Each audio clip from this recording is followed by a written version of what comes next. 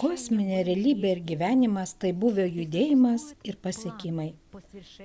Šie pasiekimai buvo, yra ir bus. Egzistuoja judėjimo ir pasiekimo planas kiekvienos planetos, Saulės sistemos vystymui, taip pat vietinių sistemų, visatų, 7 aukščiausių visatų vystymui, taipogi centrinės visatos formavimui bei vystymui. Ir žinoma, rojaus buveinės, iš kurios viskas išeina, kurios dėka viskas palaikoma. Būtent rojaus egzistencija, jo gyvenimu, energija yra palaikomas gyvenimas kosmose. Rojaus energijos dėka kosminėje realybėje vyksta judėjimo, įvykių, siekių, evoliucijos procesas. Ši energija nenutrunkamai kiekvieną minutę bei sekundę sklinda iš rojaus lygio. Būtent ši energija ir sukūrė patį gyvenimą. Kaip ir kiekvienas vaikas, kuris pradėjo evoliucionuoti, padaro klaidas, taip pat ir kosminėje realybėje klaidos egzistuoja.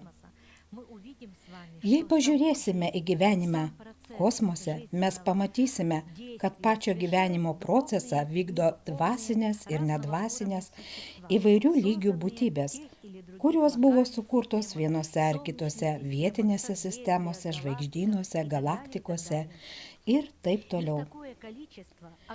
Jų yra nesuskaičiuojamas kiekis, tiek kiek smėlio dalelių yra vandenynų bei jūrų pakrantėse, tiek yra būtybių bei gyvenamųjų pasaulių.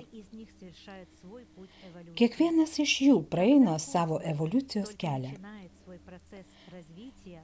Kuomet kosmosas pradeda savo vystymosi procesą, šios būtybės nors yra tobulesnės, joms yra patikėti aukštesni, tobulesni projektai. Dėl nežinojimo ir patirties neturėjimo jos gali daryti tam tikras klaidas. Taip pat jas gali užvaldyti egoistinės būsenos. Baimės ir ego – tai yra tai, kas kūrėjui nebūdinga. Tačiau tai egzistuoja tam, kad būtų ką rinktis. Pasirinkimas gali būti minuso ir pliuso, gėrio ir blogio pagrindu. Tik šiuo pagrindu jūs turit galimybę pasirinkti. Viskas, kas egzistuoja kosmose, yra kūrybinė jėga, būtina kosminės realybės judėjimui, pasiekimams bei vystymui. Dabartinėme ankstyvame kosmose, realybės gyvenimo ir kosminio būvio etape, kai kosmosas yra jaunas, visata, kurioje mes dabar esame, yra 13 milijardų metų, o tai yra labai mažai laiko procese kosminių mastų. Galiu pasakyti, kad būdami jauni, daugumas daro klaidas. Tai taip pat ir šios būtybės, neturėdamos patirties, gali daryti klaidas. Mano mylėjai, kadangi jos yra labiau išsivysčiusios, joms patikėta aukštesnė išpildymo užduotis.